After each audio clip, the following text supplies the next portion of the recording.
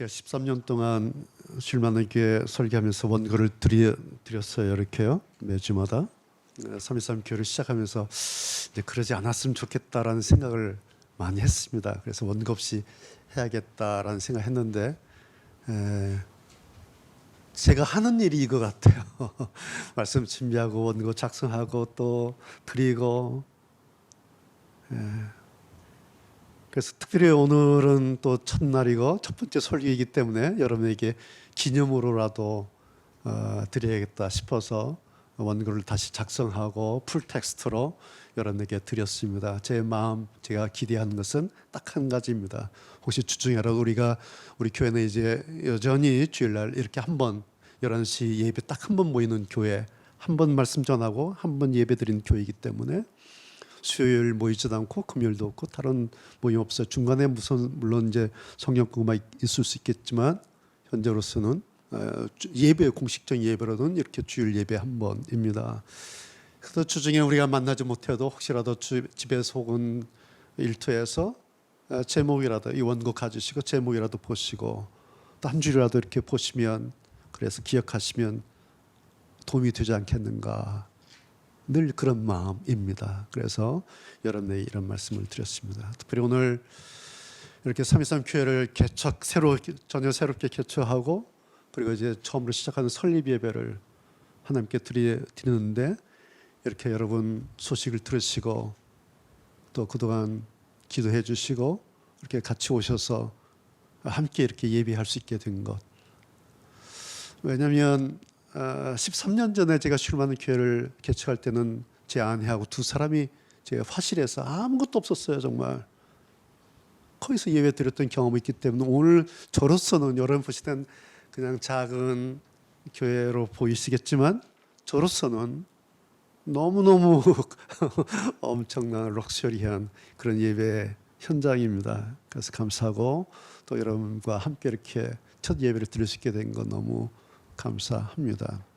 제가 중학교 때 목사가 되겠다는 소원을 소원이라기보다 그냥 목사님이 너무 좋았어요. 그래서 나도 크면 목사가 되야겠다, 목회하는 목사님 되겠다 그런 마음 가졌어요. 그러다가 이제 목사가 되고 나이 50이 되던 해에 처음으로 이제 교회를 개척을 했습니다. 그리고 13년 동안 하나님 말씀 딱 하나 가지고 예배하고 그래서 전 목회라기보다는 그냥 예배를 인도하는 목사였다 그렇게 생각을 합니다.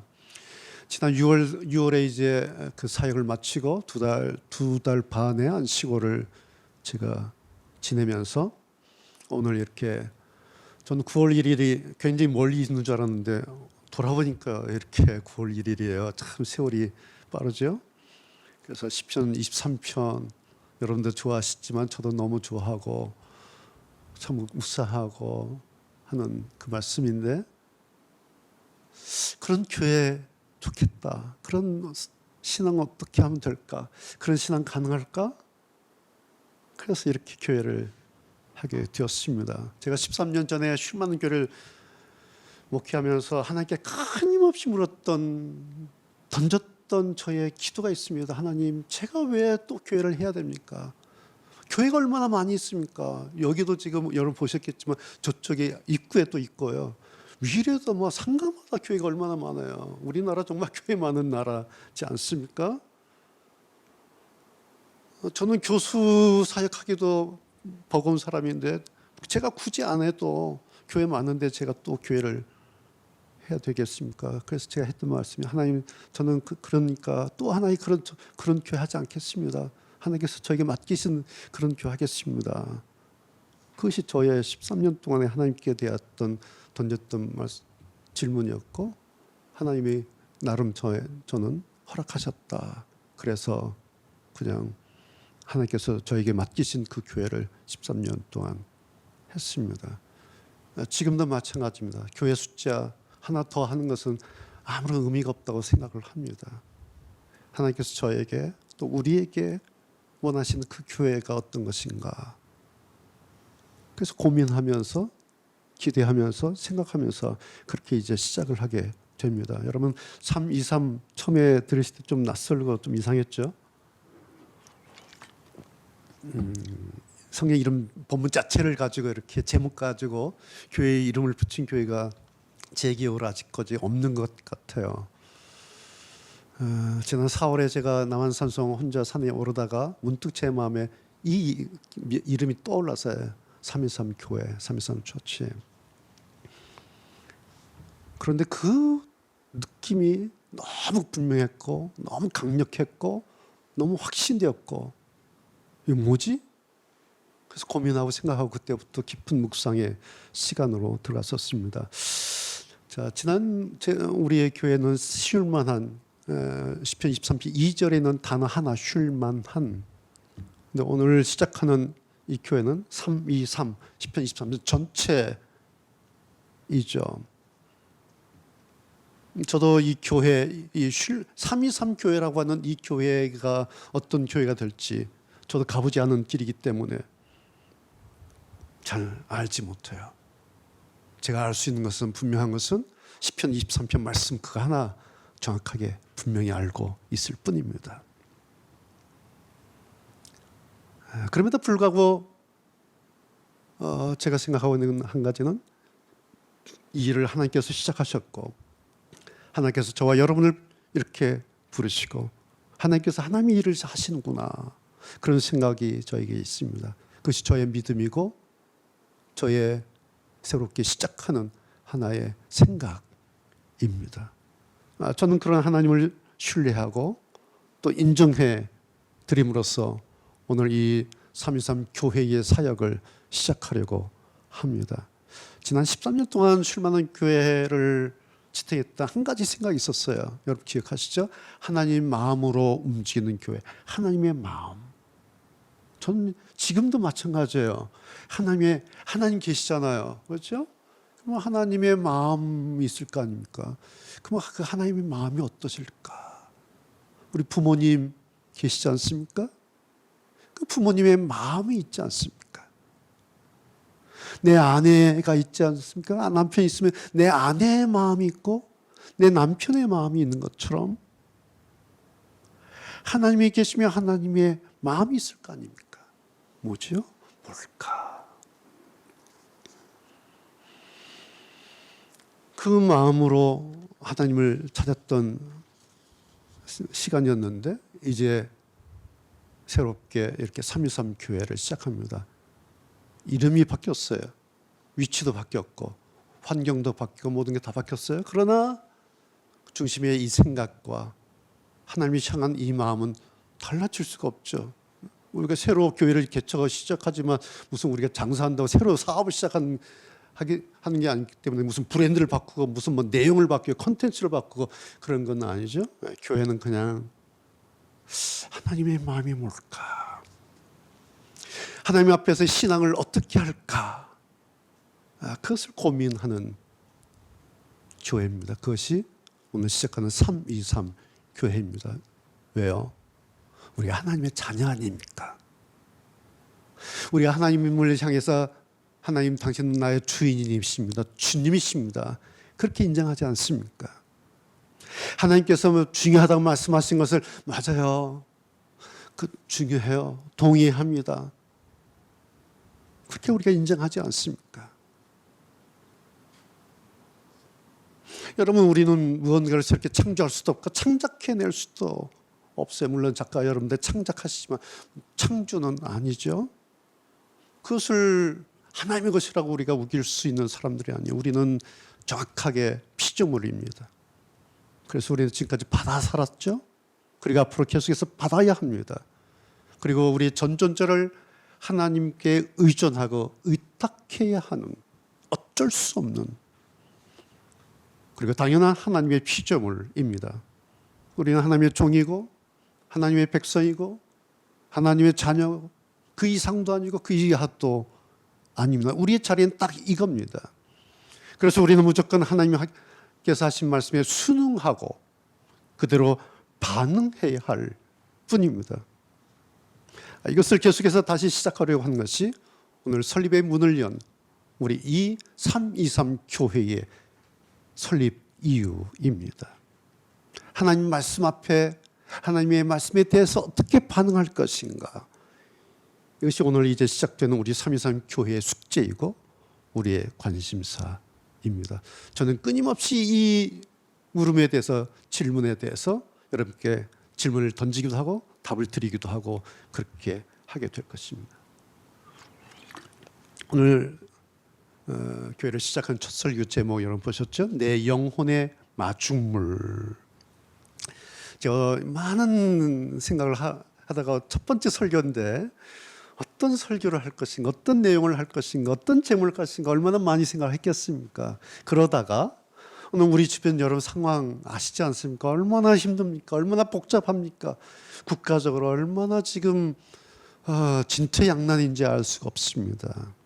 그래서 우리가 뭐 전전긍긍하기도 하고 염려가 되기도 하고 때로는 마음으로 육신적으로 여러 가지 지치기도 하고 혹은 심지어 우리의 마음이 녹아내린 것 같은 그런 오늘 우리 시대적인 단면을 인정하면서 그 문제 앞에 오늘 이 상황 앞에 어떻게 할 것인가, 어떻게 이 문제를 풀어갈 것인가, 어떻게 이 물음 앞에 내가 답을 할 것인가, 답을 찾을 것인가. 오늘 말씀으로 그 말씀을 대신 하려고 합니다. 제가 초등학교 시절에 대전에서 살았어요. 우리 동생 잘 기억하겠지만 단칸방에 아주 작은 단칸방에 5 식구 생활을 했습니다. 그 울타리 안에 집주인이 있었고 우리 집 단칸방 하나 있고 또 별채에 또 한 집 있고 3가구가 이렇게 사는 대전에 있었던 집입니다. 마당 구석에 3가구가 공동으로 사용하는 그 우물터가 하나 있어요. 거기에 수도꼭지 하나 있고 우물이 하나 있었고 옆에 펌프가 하나 있었습니다. 여러분 펌프 경험해 봤습니까? 네, 펌프물 여름이 되면 펌프물 막 시원하게 퍼올려가지고 등목도 하고 그럼 막 너무너무 차서 막 소리 지르려고 자지러졌던 그런 기억이 납니다. 냉장고가 그때 없었죠. 그래서 여름 되면 펌프물 길어서 빨간 달에다 물 채워놓고 거기다가 김치 이렇게 시원하게 보관하고 그랬던 경험이 있습니다. 펌프질을 하기 전에 반드시 있어야 될 것이 마중물이죠. 마중물 한 바가지. 2바가지 필요 없어요. 마중물 한 바가지 있으면 펌프질을 시작할 수가 있습니다. 참 저는 오늘 이번에 설교 이렇게 하면서 마중물이라는 것을 생각하면서 참 우리말이 참 정겹구나. 마중물. 땅 속에 있는 그 물을 마중하러 나가는 그런 물이다. 그 물을 하는데 물을 맞이하러. 우리가 마중 나간다 할 때 대상이 누구예요? 어떤 귀한 손님이잖아요. 어르신이야. 아버지 오실 때 마중 나간다 그러지 않습니까? 귀한 분 오실 때 우리가 마중 나간다 그런 말을 해요. 근데 마중물이라고 하지 않습니까? 땅 속에 있는 물을 우리가 퍼올리는데 그 귀하다. 그래서 우리 말 한마디 한마디가 참 정감이 있고 참 인간미가 있다 생각이 됩니다. 한 바가지 마중물만 있으면 시원한 물을 마실 수 있어요. 그런데 이 한 바가지 마중물이 없으면 펌프물은 없죠. 마중물 넣지 않고 펌프질 하면 펌프 터지죠. 망가집니다. 마중물 없이 시원한 물을 기대할 수 있는 방법은 전혀 없습니다. 펌프에는 반드시 마중물 한 바가지가 있어야 합니다. 그것이 오늘 우리로 말하면 내 영혼의 마중물입니다. 내 영혼을 다시 퍼내는, 내 영혼을 다시 살려내는 마중물 한 바가지. 뭘까요? 오늘 119편 몇 절을 읽었습니다. 119편 시인은 오늘 우리에게 그 답을 주의 법이다. 하나님의 말씀이다. 그렇게 말하고 있습니다. 왜 이 시는 주의 말씀이 주의 물이 오늘 제 설교 제목 영혼의 마중물이라고 그렇게 말을 했을까? 그 이유가 뭘까요? 119편의 시인이 누군지 잘 알려져 있지 않습니다. 그냥 추정하기로는 이분은 그 바벨론 포로 후에 살았던 어느 경건한 유대인 제사장이었을 것이다 라고 학자들이 추정을 하기만 합니다. 그 이름 모를 시인이 119편 가장 긴 시를 썼습니다. 시인이든 작가든 그의 작품에는 그의 삶, 그의 과거의 행적들이 그냥 배경이 되지 않겠습니까? 그렇다면 이 시의 배경 그대로 처절하게 애달프고 고단했을 이스라엘 민족의 70년 바벨론 포로 시절, 그것이 배경이었을 겁니다. 이 시인도 아마 그것을 겪었던 그런 어른이었을지 모릅니다. 시인이었을지 모릅니다. 우리도 뭐 경험하고 있지 않습니까? 일제 36년의 그 세월, 우리가 직접 경험하지는 않았지만, 그리고 분단주 70년의 후유증, 지금도 여전히 우리가 지금 겪고 있습니다. 그걸 생각하면 이 시인의 바벨론 70년 포로의 그 배경에서의 토로했던 오늘 이 시를 우리가 짐작은 할 수가 있습니다. 요즘 우리도 날마다 어떻게 해야 되지? 이 나라를 어떻게 하지? 이 사회를 오늘 우리나라 어떻게 해야 되는 건가? 미국을 어떻게 해야 되는 건가? 일본은 어떻게 해야 되고, 북한은 어떻게 해야 되고, 뭐 중국은 어떻게 해야 되고, 독도는 어떻게 해야 되고, 미사일은 어떻게 되고, 날마다 눈 뜨면 뉴스마다 뭐 전쟁 근거이고, 우리가 지금 요즘 그러고 있지 않습니까? 답이 없어요. 답이 찾기가 어렵습니다. 그래서 사람들마다, 패널들마다, 전문가들마다 나와서 이렇다 저렇다 답을 말하는데 결론은 다 갈팡질팡입니다. 여러분, 이런 시대적 상황에서 오늘 우리는 323 교회를 시작하고 있는 이 설 예배를 지금 드리고 있습니다. 여러분, 우리가 여러분 보시는 것처럼 우리가 지금 천국에 있는 것도 아니고 어떤 낙원에 있는 것도 아니고 좋은 환경에서 풍요롭고 넉넉한 에서 뭐 이러고 있는 것 아닙니다. 여러분이나 저나 우리 역시 지금 우리 주변의 환경에 상황에 그대로 노출되어 있지 않습니까? 직면해 있지 않습니까? 또 개개인적인 문제에 직면해 있지 않습니까? 그러면서도 이 시간 우리는 이렇게 하나님 앞에 하나님을 예배하는 이 자리, 이 시간에 지금 앉아 있습니다. 그러면서 그 답을 오늘 이 119편의 시인, 그가 얻어냈던 그 방법에서 얻어내려고 합니다. 그는 우리에게 그 답을 하나님의 이 말씀, 주의 말씀이다 라고 단정 짓습니다. 그런데 그 이유, 즉 하나님의 말씀, 주의 말씀이 자기에게 답이고 자기에게 가장 요긴한 것인 이유가, 시인도 지금 자기 영혼의 문제 때문에 그렇다라는 얘기예요. 자기 영혼 때문에. 내 영혼을 이거 어떻게 할 것인가? 답이 뭔가? 자기 영혼을 위해 마중물 한 바가지가 필요한 이유를 시인은 이렇게 토로하고 있습니다. 25절. 내 영혼이 진토에 붙어 싸우니 주의 말씀대로 나를 소송케 하소서. 28절. 나의 영혼이 눌림을 인하여 녹사오니 주의 말씀대로 나를 세우소서. 81절. 나의 영혼이 주의 구원을 사모하기에 피곤하오나 나는 오히려 주의 말씀을 바라나이다. 자기가 자기의 영혼을 들여다보니까 그 상황이, 자기 영혼의 그 상황이 어떻게 뭐 손댈 수 없는 정도로 보였겠죠. 해석하자면 이런 뜻입니다. 내 영혼이 진토에 붙어 싸우니 무슨 뜻입니까? 진토.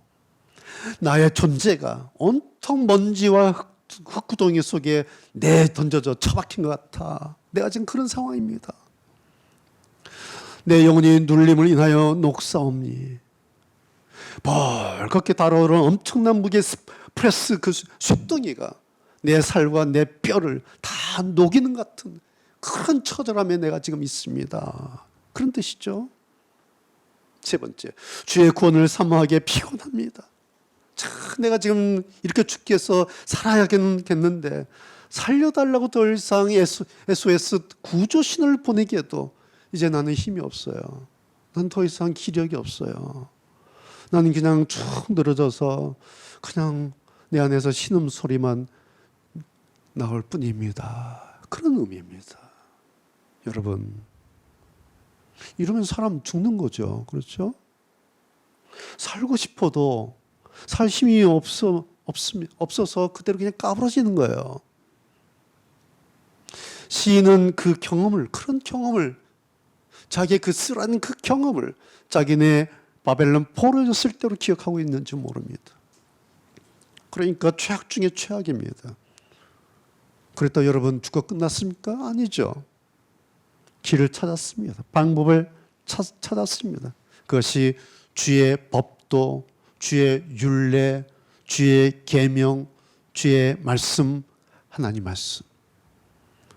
여러분, 이것이 오늘 323 교회 첫 번째 메시지로 하나님께서 우리에게 주시는 내 영혼의 마중물 하나님 말씀입니다. 그런데 여러분 한번 생각해 보십시오. 하나님 말씀이 중요하고 우리 그리스도인에게 그리고 모든 지상의 교회들에게 필요 충분 족구라는 사실, 더 이상 제가 다시 강조할 필요도 없고 이건 전혀 새삼스러운 일이 말이 아니죠. 특별히 여러분이나 저나 우리는 이 말씀 하나로 여기까지 오늘 왔습니다. 그것이 지난 13년 쉴만한 교회였다면 이제 시작되는 323 교회도 여전히 그렇게 될 것입니다.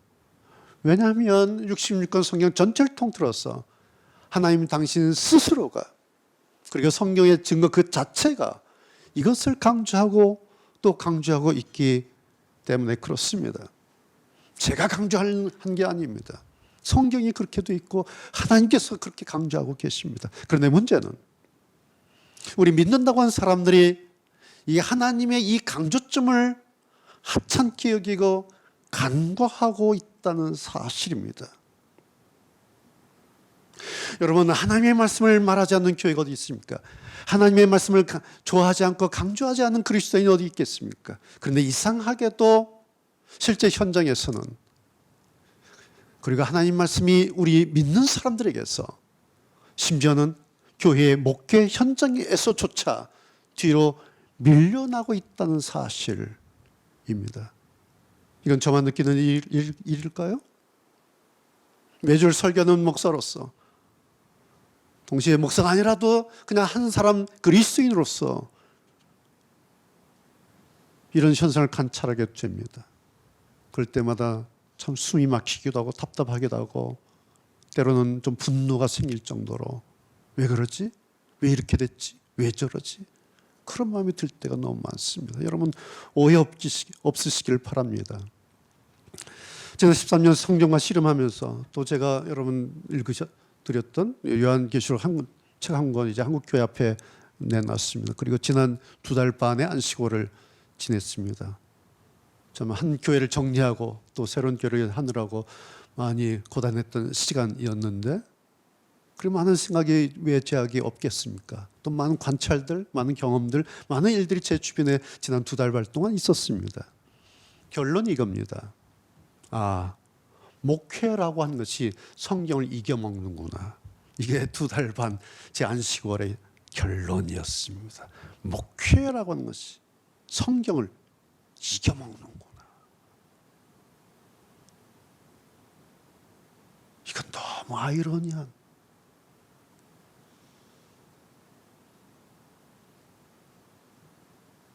목회라고 하는 것이 성경 아래에 있는 것이 아니라 목회라고 하는 것이 성경의 위에 서서 목회로 해서 성경을 가져오는. 그런데 이상하리만큼 이젠 이러한 것들이 거의 일반화되어 버리는. 여러분 제가 이런 말씀 드린다고 해서 뭐 내가 잘났다, 뭐 독선적이다 그렇게 비칠까 봐 참 조심스럽기는 합니다. 그런 마음이 아니라요. 저는 칼빈주의 신학을 공부한 장로교 목사입니다. 제가 총신대학에서 공부한 것 가운데 가장 잘했다, 고맙다, 나의 복이다라고 하는 건 딱 이거 하나입니다. 내가 칼빈주의 신학을 배운 것. 칼빈주의는 3가지를 강조합니다. 하나님 중심, 성경 중심, 교회 중심. 이것이 칼빈주의, 개혁주의의 신학의 근본입니다. 저는 이것에 동의하고 맞아. 그래, 우리의 신앙은 하나님 중심이어야 돼. 하나님 말씀 중심, 성경 중심이어야 돼. 그래, 교회 중심이어야 돼. 나 이렇게 살 거야. 만약에 내가 목회하게 되면 이렇게 목회할 거야. 내가 교수가 되면 이렇게 가르칠 거야. 그리고 그렇게 했습니다. 그런데 지금까지 제가 현장에서 보는 현실적이고 실제적인 개혁주의 결과물은 그렇지 않았습니다. 하나님 중심이라기보다는 하나님을 중심에서 변방으로 밀어내는 것 같은 이런 모습. 성경이 중심되기보다는 목회가 중심이 되는. 그래서 성경은 목회를 위한 필요한 도구이기는 하지만은 충분한 도구는 아니다라고 여긴다라는 것입니다. 그래서 목사님들 또 은연중에 이런 말을 툭툭 던져 목사들끼리 모이면 성경대로 목회하면 망해, 실패해.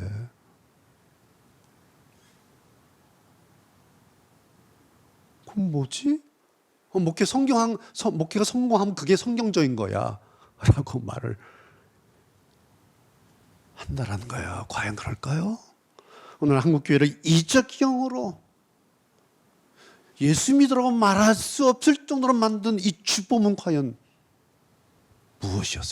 무엇인가? 세 번째, 교회 중심인데 내 교회지, my church, 내 교회 중심으로 가고 있는 지역의 모든 교회들 딱 그리스도를 머리로 하는 교회 지체들입니다. 우리가 경쟁하는 교회가 아니고 우리가 견지해야 될, 서로 견지받아야 될 그런 방해꾼들이 아닙니다. 지체의 교회, 그리스도의 몸된 교회들입니다. 그렇게 생각을 안 하는 것 같아요. 우리가 신랑교회에서 13년 동안 1년에 2차례씩 방학하지 않았습니까? 이유는 딱 한 가지예요. 내 교회가 좋은 교회, 진짜 교회다 하면 우리 성도들 어떻게 다른 교회 보냅니까? 3주 동안을. 그래서 제가 오리엔테이션 하지 않습니까? 옆에 있는 교회들, 고향에 있는 교회, 시골에 있는 교회들, 우리가 똑같은 주님의 몸된 교회입니다. 2단 빼고.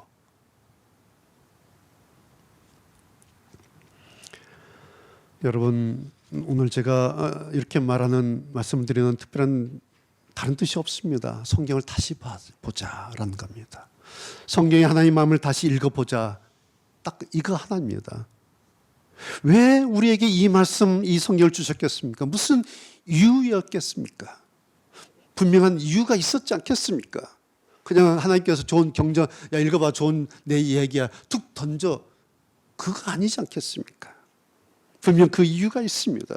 오늘 본문으로 말하자면 우리 영혼의 문제 때문에 그렇습니다.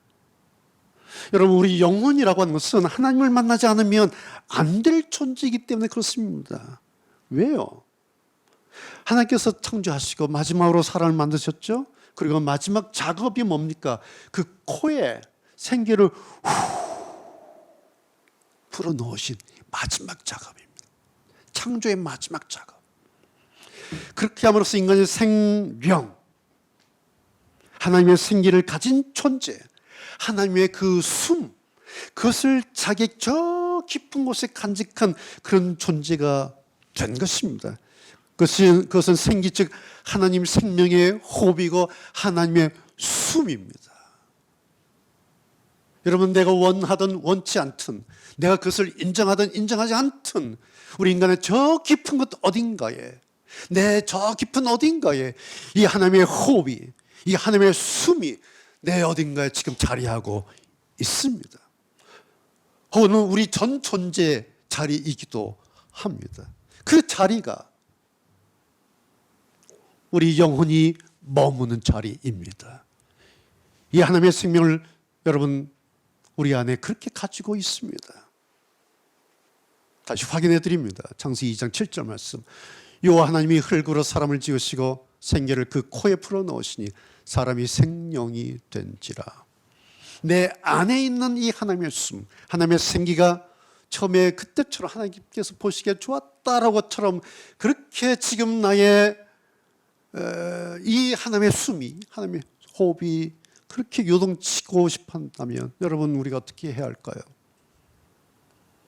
그런데 지금 시인은 내 영혼이 진토에 붙어 있습니다. 내 영혼이 눌림을 인해서 녹아내리고 있습니다.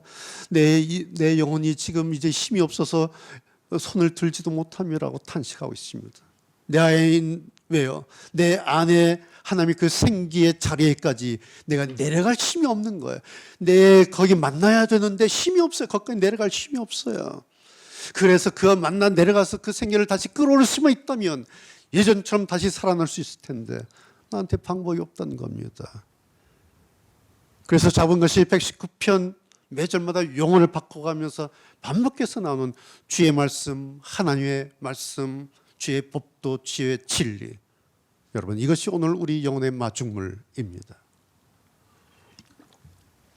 하나님의 말씀으로 내 안에 하나님의 생기, 하나님의 호흡, 하나님의 숨과 만나는 일, 그것이 여러분 신앙입니다. 아시겠습니까? 신앙이 뭔가? 하나님의 말씀으로 내 안에 있는 하나님의 생기, 하나님의 호흡과 하나님의 숨과 하나님의 말씀을 가지고 만나는 일, 그게 신앙하는 일입니다. 왜요? 하나님의 그 생기와 그 영혼이 만나야, 내 영혼이 만나야 내 영혼의 설렘이 가능하기 때문에, 내 영혼이 요동치기 때문에 그렇습니다. 내 안에 있는 하나님의 그 생기, 하나님의 그 숨소리를 끄집어내기 위한, 만나기 위한 필요한 것이 바로 한 바가지의 마중물, 우리에게는 하나님의 이 말씀입니다. 성경은 이것 외에는 다른 방법이나 다른 도구를 전혀 말하고 있지 않습니다. 여러분, 오늘 우리가 가지고 있는 하나님의 말씀, 이 성경은 과거에, 오랜 과거에 중동 지역에서 쓰여진 고대의 활자가 아닙니다. 단지 책 한 권 아닙니다. 하나님의 말씀, 이 성경은 오늘 우리들에게 하나님의 심장의 고동소리가 같습니다. 툭, 툭, 툭, 툭. 여러분, 우리가 하나님의 이 심장의 고동소리를 어떻게 경험할 수가 있겠습니까? 사도 바울의 탄식을 여러분 한번 들어보십시오. 고린도전서 3장 16절. 너희가 하나님의 성전인 것과 하나님의 성령이 너희 안에 거하신 것을 알지 못하느냐. 하나님의 성령이 너희 안에, 내 안에 거하시는 거 왜 잊고 있어? 왜 까먹었어? 왜 그거 놓치고 있어? 다시 기억해. 성령이 너희 안에, 네 안에 거하셔. 성도 여러분, 내 영혼의 마중물, 하나님 말씀 한 구절 가지고 하나님을 마중하러 나가면 그 마중물 받으시고 주님이 우리를 만나러 오십니다. 그리고 오셔서는 우리를 안아주십니다. 그것이 하나님과의 만남, 하나님과의 포옹입니다. 여러분, 우리가 반가운 사람 만나면 허가하지 않습니까? 얼마나 반갑고 위로가 되고 얼마나 기뻐요, 허가 한번 하면. 우리에게는 우리를 반기시는 하나님의 포옹이 있습니다. 하나님의 허그가 있습니다. 하나님께서 우리를 만나 주십니다. 그러려니 필요한 하나가 바로 이 마중물 하나님의 말씀입니다. 이것은 내 쪽에서 내가 가지고 있어야 합니다. 이 마중물은 내가 부어야 하는 것입니다. 내가 시작해야 합니다. 하나님의 말씀, 성경이 여러분 우리 곁에 가까이 있지 않습니까? 얼마나 쉽게 있습니까? 여러분, 이것이 우리의 시작입니다. 가능합니다. 그러면 내 영혼이 다시 살아납니다. 시편 기자가 그렇게 고백하지 않습니까? 49절. 주의 종에게 하신 말씀을 기억하소서. 주께서 나로 소망이 있게 하셨나이다. 이 말씀은 나의 곤란 중에 위로라. 주의 말씀이 나를 살리셨음이니이다. 나의 고난이 막심하오니 여호와여, 주의 말씀대로 나를 소송케 다시 살려주옵소서. 내가 주의 율례를 길이 끝까지 행하려고 내 마음을 기울였나이다. 성도 여러분, 방법이 없다고 말하지 마십시오. 나는 어쩔 수 없나 봐. 그렇게 낙심하고 포기하지 마십시오. 아휴, 지금까지 이렇게 살았는데 얼마나 산다고, 이럭저럭 살다 가지 라고 자기를 방치하지 마십시오. 성경은 우리를 잠깐 위로해주는 그런 심리 치료약이 아닙니다. 성경은 오늘 우리의 실제 상황에 와서 함께 탄식하시는 하나님 심장의 고동소리입니다. 마침내 시인이 깨달은 것이 바로 이겁니다. 주의 말씀 내 길에, 내 발에 등이고 내 길에 빛입니다. 아, 주의 말씀의 맛이 내게 어찌 그리 단지요. 내 입에 꿀보다 더 답니다. 여러분, 꿀이 왜 꿀이겠어요? 예? 꿀이 왜 꿀입니까? 수많은 벌떼들 공격을 뚫고 얻었기 때문에 꿀입니다. 산에서 떨어져서 꿀이 아닙니다. 그 꿀 하나 따기 위해서는 만져무장하고 연기를 피워가면서 조심해가면서 얼마나 어렵게 꿀을 땁니까? 벌떼들 공격을 막아내면서. 그래서 꿀입니다. 여러분, 주의 말씀이 왜 등이고 왜 빛이겠습니까? 오랜 시간 어둠 속에서의 혼란과 방황을 경험해봤기 때문에 이 말씀 나의 등이야, 내 빛이야. 여러분, 내 영혼을 살리는 마중물 하나님의 말씀으로 내 영혼이 시원하게 샤워하게 된다면 여러분 어떤 기분이 들까요? 그런 경험 있어 보셨습니까? 하나님 말씀으로 샤워하는 내 영혼이 샤워가 되는. 여름에 놀이공원 가면 스프레이 이렇게 풀지 않습니까? 더워 잠깐 피하라고. 마치 내 영혼 위에 성령의 스프레이가 이렇게 쫙 뿌려진다면 이건 어떤 느낌일까요? 내 영혼의 샤워든 내 영혼의 성령 스프레이든 그 시작은, 그 기본은 하나님의 말씀 이 성경에서부터입니다. 그래서 이것을 깨달은 시인이 다시 이렇게 노래합니다. 107절. 나였건 아니 막심하오니 여호와여 주의 말씀대로 나를 소송케 하소서. 주의 말씀대로 나를 다시 살려 주옵소서. 내가 주의 율례를 길이 끝까지 행하려고 내 마음을 기울였나이다. 나를 소송케, 나 잃었던 정신 다시 깨어나게 그렇게 하는 일은 내가 하는 일은 아닙니다. 여러분, 내가 나를 어떻게 소생합니까? 그런 일은 기절했는데 그냥 가는 거죠. 남이 도와주지 않으면 나는 깨어날 수가 없어요. 119가 오지 않으면, 링거하지 않으면 나는 깨어날 수가 없어요. 그게 소송케라는 거예요. 여러분, 나를 소송케 하는 일은 내가 하는 일이 아니에요. 그것은 하나님이 하시는 일입니다. 하나님이. 그래서 우리는 하나님, 내가 진토에 진흙에 프레스에 눌려서 힘이 다 탈진돼서 번아웃돼서 아무것도 할 수 없는데 나는 할 수가 없습니다. 하나님 나를 소송케 해주십시오 라고 간청할 뿐입니다. 왜? 하나님의 말씀은 우리를 소송케 하는 능력이 있기 때문에 그렇습니다. 이것을 믿고 기대하는 것, 그것이 믿음입니다. 그렇다고 여기가 끝이 아니에요. 믿고 기대한다고 끝이 아니에요. 다 됐다. 절대 그렇지 않습니다. 한 가지 남아 있습니다. 아주 중요한 거. 내 마음을 기울였나이다. 마중물 한 바가지를 펌프에 이렇게 기울여서 그 펌프 안에 집어넣는 것처럼 내 마음을 기울이는 한 가지가 남아있어요.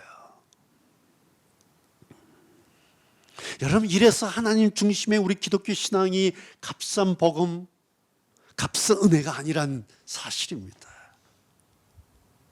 하나님 잘 아시잖아요. 나를 소송케 하세요. 알았어요? 이런 게 값싼 은혜예요. 이런 게 값싼 복음이에요. 성경 절대로 이런 걸 말한 적이 없어요. 성경 오히려 이렇게 말합니다. 내 마음을 기울였나이다. 역동적인. 최소한 지불해야 할 나의 의무, 나의 책임 하나가 남아 있습니다. 내 마음을 기울였나이다. 그런데 여러분, 우리가 좀 정직하게 솔직하게 말하면 아이러니하게도 우리 믿는 사람들이 가장 싫어하는 게 바로 이거예요. 왜냐? 하나님께로 내 마음을 기울이는 일을 감동을 하는데요. 맞아 하는데요. 실제로 만나보면 하나님께로 내 마음을 기울이는 일을 귀찮아해요. 그리고 그것을 피곤해해요. 때로는요, 자기 마음이 기울게 된 것을 이거 실패한 거 아니야? 이거 내가 지는 거 아니야? 하나님께로 내 마음을 기울이는 것을 좀 자존심 상하는,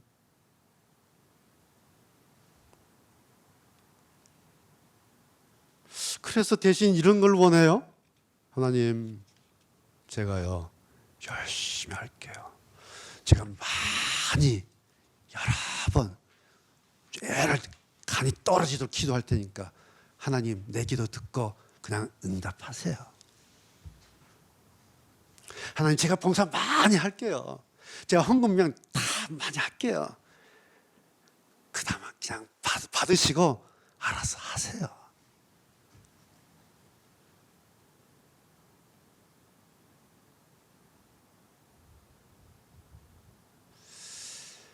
그래서 아쉽게도 사람들이, 우리 크리스찬들이 가장 높은 영성의 차원인 상한 심령의 은혜에 도달하지 못합니다.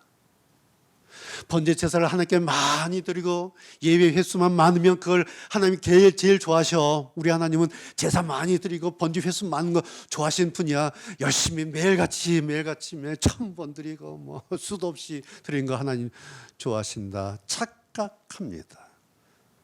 그럴까 봐 다시 아예 성경 못을 탁 박아놨어요. 시편 51편에 주는 하나님은 제사를 즐겨 아니하신다. 그렇지 않으면 만약에 제사를 즐겨 하셨다면 하나님께서 내가 드렸을 것이다. 시도 때도 없이 내가 드렸을 거야. 그런데 내가 하나님 만나 보니, 하나님을 깨달아 보니 주는 하나님은, 여호와는 번제를 기뻐 아니하시는 분이구나. 대신 하나님께서 구하는 제사는 상한 심령이다. 하나님께서 기다리시고 하나님께서 찾으시고 하나님께서 받기 원하시는 그 제사, 그 예배, 그 핵심은 상한 심령이다. 상한 심령의 제사, 상한 심령의 예배다. 천하의 다윗이 성경에 활자롭게 못을 딱 박아놨어요. 더 이상 토를 못 달게, 더 이상 착각하지 못하도록, 더 이상 변론을 끌어내지 못하도록 성경이 그냥 박아놔 버렸어요. 여러분, 저같이 상한 심령 용어를 많이 말하는 목사도 별로 없을 거예요. 근데 제가 이렇게 위로를 받고 이렇게 격려를 받는 것은 존 버년이에요. 철력정 쓴 존 버년이 철력정만 쓴 것이 아니라 상한 심령으로 살아라는 걸작을 남겼어요. 그런데 제가 사람들한테 물어보면 천하의 존 버년이 철력정 썼다는 건 다 알고 있는데 상한 심령으로 살아라는 그런 종류의 책을 썼다는 것은 거의 대부분이 모르시더라고요. 근데 그분이 존 버년이 그런 상한 심령으로 설하는 굉장히 귀한 책을 번역되어 있어요. 남겼습니다. 왠지 아십니까? 존 버년이 다윗이 깨달은 게 있어요. 하나님께서 내 영혼의 초람을 얼마나 애타시는지. 여러분, 우리 영혼이 초라해지면, 우리 영혼이 녹아버리는 우리가 얼마나 힘듭니까? 얼마나 고단하고 얼마나 침체에 빠집니까? 죽을 맛이죠, 우리 믿는 사람들. 그런데 나보다 더 애타는 분이 하나님이시다는 거예요. 왜? 나의 상한 심령 때문에. 여러분, 성령께서 마지막 임하는 자리, 성령께서 마지막 임하신 자리가 어딘지 아십니까? 로마서 보십시오. 이와 같이 성령도 우리 연약함을 도우시나니 우리가 마땅히 빌바를 알지 못하나 오직 성령이 말할 수 없는 탄식으로 우리를 위하여 친히 간구하신다. 여러분, 성령께서 마지막으로 임하시는 자리는 내가 잘 나가고 내가 성공하고 내가 모든 꿈을 다 이뤘을 때, 그때가 아닙니다. 성령께서 마지막으로 임하는 그 자리는 내가 가장 연약해져 있을 때에, 내가 마땅히 빌바조차 알지 못해서 단지 탄식의 신음만을 내뱉고 있을 그때에, 내 인생의 맨 밑바닥에서 가장 처절하고 초라해버린, 그래서 하나님이 하시면 그 어느 누구도 나를 도울 리 없는 내 인생의 마지막 자리, 거기가 거룩하신 성령 하나님께서 오셔서 나에게 임하시는 그 거룩한 자리입니다. 여기서 만나는 성령과의 만남을 인정하고 수용하는 것, 그리고 아멘으로 동의하는 것, 그리고 그 자리에서 감사하는 것, 그것이 가장 높은 차원의 영성입니다. 여러분, 이건 제가 해석하는 게 아닙니다. 바울이 자기의 그 경험을 통해서 최종적으로 내린 선언입니다. 오직 성령이 말할 수 없는 탄식으로 나를 위해 간구하신다. 나는 이 성령 붙잡고 살겠다. 이 성령 때문에 나는 살아났어. 라고 사도 바울이 오늘 우리에게 말씀합니다. 이제 결론입니다.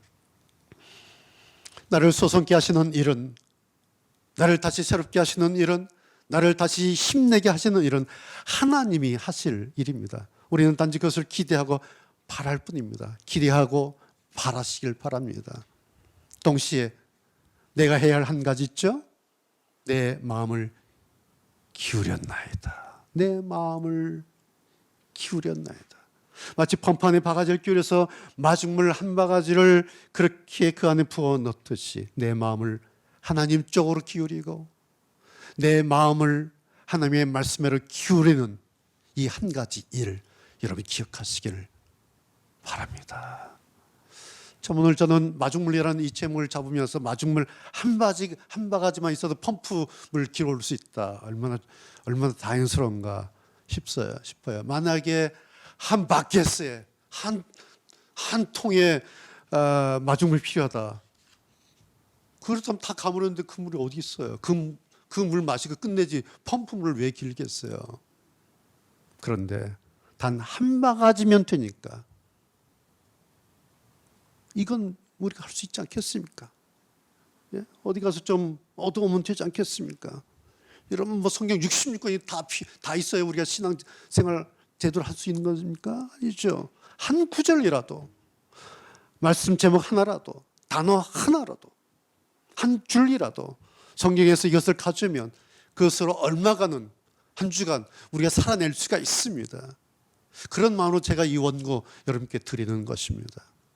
이 안에 있는 한 줄을 가지고 와라도 한번 기억해내고, 그래 내가 까먹었네, 내 마음 놓쳤네, 그런 마음입니다.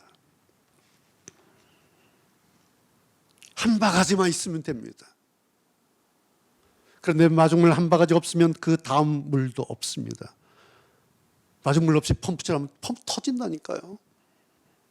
세상의 모든 펌프가 마중물 한 바가지 있어야 하는 것처럼 오늘 내 영혼을 위해서도 마중물 하나는 반드시 있어야 합니다. 그것이 하나님 말씀, 이 성경입니다.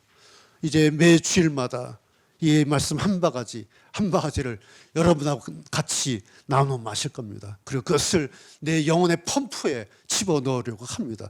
그것을 위해서 323 교회를 시작한 겁니다. 다른 목적은 아무것도 없습니다. 오늘 시작하는 우리의 이 323 교회는 그래서 하나님 말씀에서 시작하고 하나님의 말씀을 따라가게 될 것입니다. 그러나 우리는 그 끝을 알지 못합니다. 다만 하나님의 말씀이 여전히 거기에 있을 것이다. 하나님의 말씀이 여전히 내 앞에 있을 것이다. 하나님의 말씀이 내 곁에 한 바가지 마중물로 기다리고 있을 것이다. 난 그것을 들어서 기울여서 집어넣으면 되지. 그럼 하나님께서 나를 마중 나오시고 나를 마중해 주시고 만나 주시고 나를 안아 주실 거야. 그럼 나는 살 거야. 난 살아낼 거야. 주님, 나를 소성케 하옵소서. 성도 여러분, 이것이 323 교회가 다시 시작하는 하나님 마음 찾아가는 순례 여행입니다. 이 여행을 우리는 매주일 다시 또 시작하게 될 것입니다. 여러분, 우리 모두 더불어 함께 격려하고 이 일을 함께 기뻐하고 함께 축하하고 함께 위로하는 그런 좋은 순례 여행자들, 믿음의 길을 걸어가시는 성도 여러분 되시기를 주의 이름으로 축복합니다. 기도하시겠습니다.